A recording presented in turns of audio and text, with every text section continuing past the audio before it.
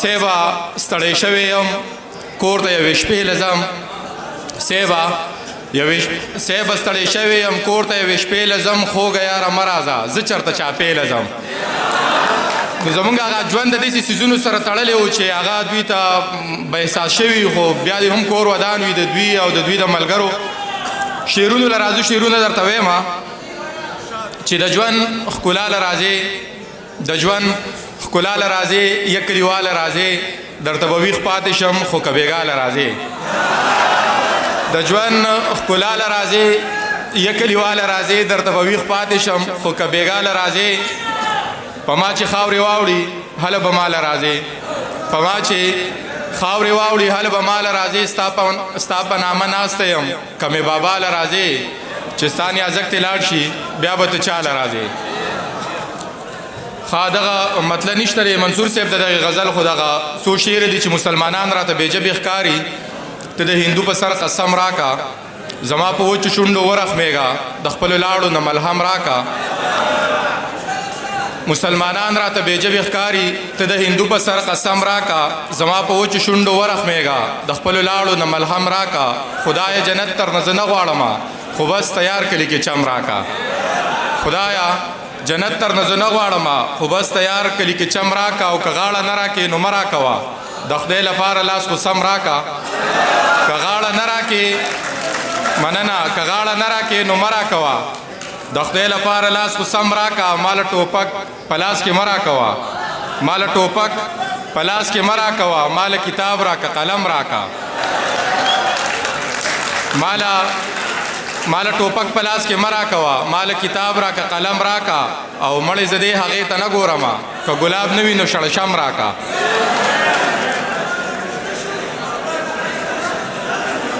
د وخت حاکمه زه پتا یریږم ستا په راتلونکي نن سبا یریږم ما به پخوا چېرته بوتلی وې خو بس په عزت مې د بابا یریږم ما به پخوا چېرته بوتلی وې خو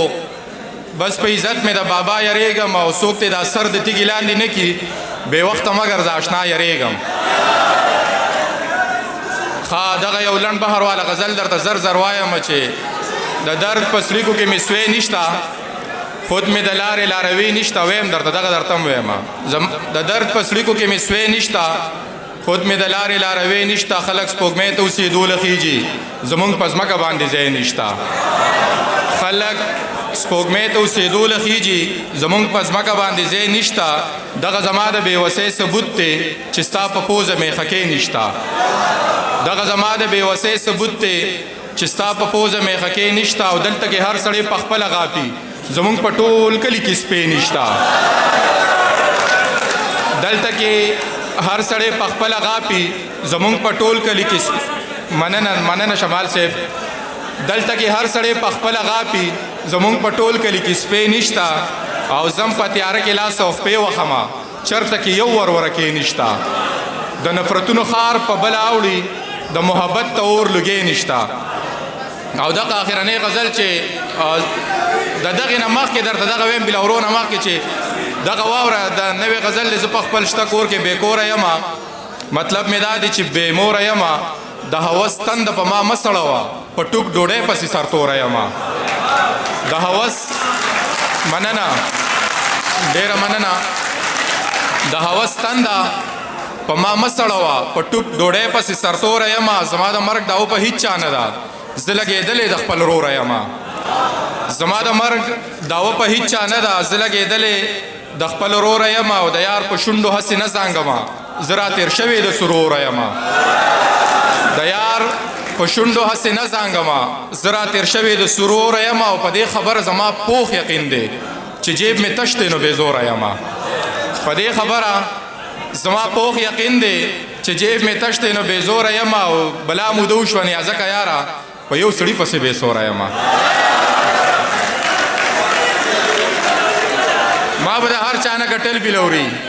ما به د هر چا نه ګټل بلوري خو یو پتا به مې بیلل بلوري د هغې وخت نه زه مین یم پتا دواړو یو ځای چې به کول بلوري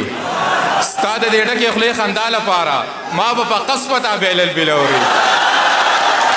ستاده دې مننه ستاده دې ډکې خولې خندا لپاره ما به په قص پتا بلل بلوري څنګ په بانه برانږدې شوې راته